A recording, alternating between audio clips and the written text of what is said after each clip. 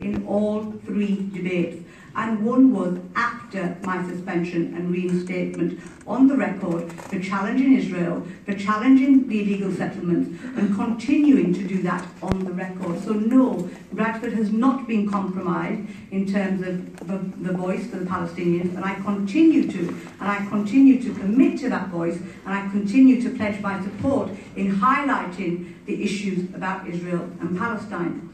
In terms of Zionism, and I've had this conversation with many, I was in a Jewish synagogue, and in that audience, and for clarity's sake, in that audience, many questioned whether I believed in Israel's right to exist, and my answer was yes, and I still maintain that answer is yes. And some people in that room suggested, well, by different definitions, just to believe in Israel's right to exist, you are a Zionist. Now that's not what I'm debating here. I'm explaining what was put to me, and I'm clarifying a point on the record. And I'm happy to clarify that. So therefore, do I believe in Israel's right to exist? I continue to stand by my statement that I believe in Israel's right to exist. Thank you.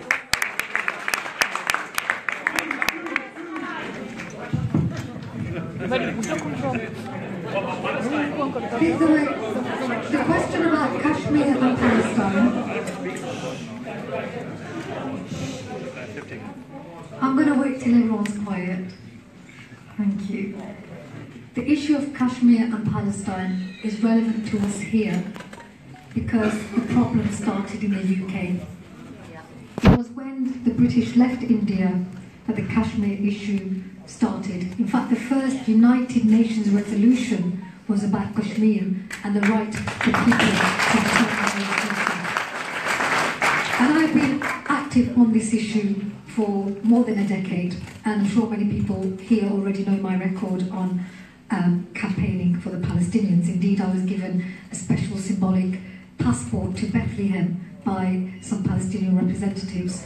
And when I was a councillor, I managed to get a cross-party resolution, Conservative, Labour, Lib Dems and myself, to say that we will boycott any unethical trading, and that included the Israeli Veolia-backed. So it's possible to be pro-Palestinian and not anti-Semitic, because we have to stand against racism in every form. We know what it feels like, and what the Jewish community went through with the Holocaust, still in some people's living memory, not that long ago, in the heart of so-called civilization, millions of people, simply because they happened to be Jewish, were literally exterminated. So we must not ever forget that.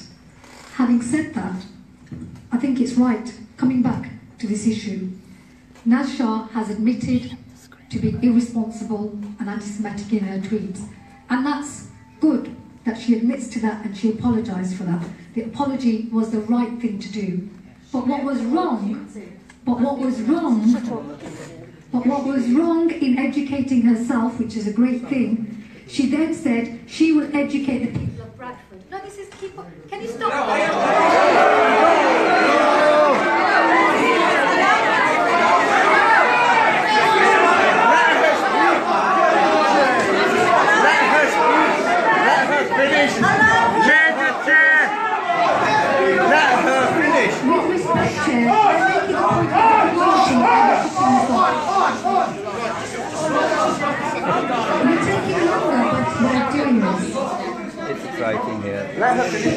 The political point, and it's an important political point, Chair.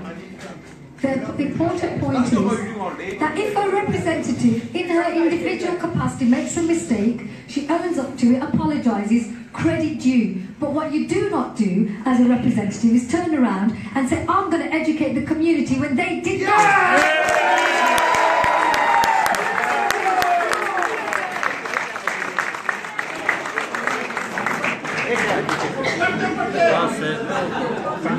To return to the original question, it is absolutely the case that the human rights of the people of Palestine have not been treated in a way which the UN Charter would have wanted to do, and I would absolutely fully support the human rights of the people of Palestine and support the UN's in their position on Kashmir and Palestine.